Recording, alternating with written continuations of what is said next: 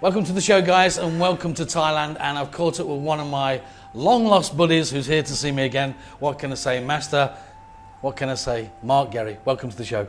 Thank you, Dave. It's great to be here. It's great to be here. And it's over 3 years since we've seen each other. Yeah, it sure has been. Which only seems like yesterday.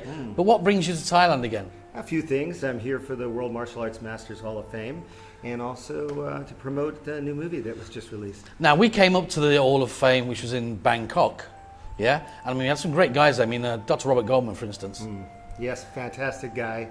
His resume is amazing. He's got 20 world records. He's got 4 doctrines. He's just an amazing guy. Just wonderful to have him here. Yeah. Great, and we can sort of put his details on the screen as well. But one of the other guys there, Kwok, I mean, you know, he's personal trainer to Steven Seagal. I mean, that's a massive thing, isn't it? Surely? Yes, that's right. Samuel is and a fantastic guy, great teacher. Steven Seagal's personal teacher.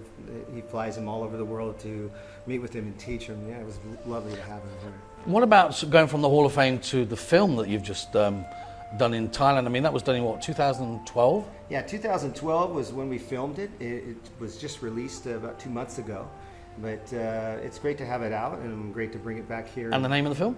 It was originally shot as White Tiger, but now it's released as Death Fighter. And of course, it says what it is in the title, of course. There's a lot of fighting involved, Yes. I would imagine. Yes, an action film starring Don the Dragon Wilson, Cynthia Rothrock, Matt Mullen, Joe Lewis, a bunch of Thai fighters that are fantastic, and a great cast and crew. And that was all filmed in Thailand? All filmed here in Thailand. And is now out on? It's out on Vision Films. You can buy it on Amazon. You can rent it on Amazon. It's available everywhere. And of course, one of the things as well that we're talking about is that over in San Francisco, I mean, it is basically, I heard that a little birdie says that you sort of got into some dancing. You've built yourself a studio. That's correct. That's correct. About 10 years ago, I started dancing Argentine tango, and I've been doing that ever since. And about 4 years ago, I started teaching tango, and now I do the San Francisco Tango Festival. And we was talking off camera about dancing and martial arts. I think the two sort of intertwine a little bit. And you were saying other famous people do. They do. And the most famous would be Bruce Lee, who is a championship ballroom dancer. And you could tell by the way he moved and the fluid ways that he was able to conduct himself, that dancing really was great for his martial arts. Bruce Lee, what would you say? Would you say that's the height of fitness? I think that Bruce Lee brought martial arts to the top of public awareness. Yeah, absolutely. Yeah. I mean, a lot of his films in the beginning, and his stunts he did all himself, but they were all shown like in back cinemas, underground, warehouses, all that. I mean, how from there did it, I mean, do you know how it came from the back alleys to the mainstream? I mean, where did it come from? Well, back in those days, they would have never casted an Asian man as the head of a film, you know, as the hero or the top actor. So for him to be able to come into that role, he was the very first to ever become a superstar in the Asian.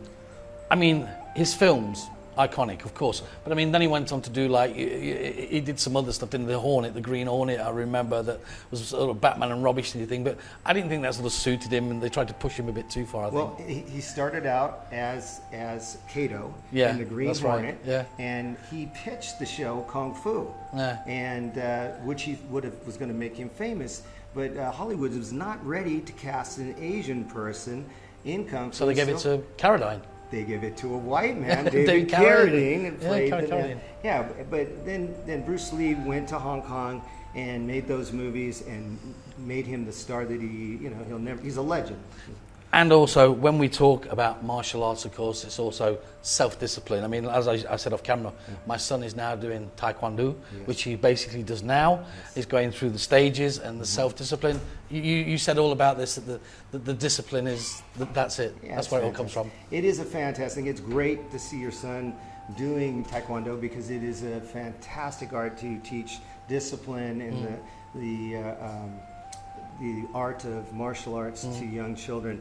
I think it's one of the best, actually. And it keeps them occupied, of course, and they're not on the streets doing stuff correct. they shouldn't do. Future for you, where do you see it going?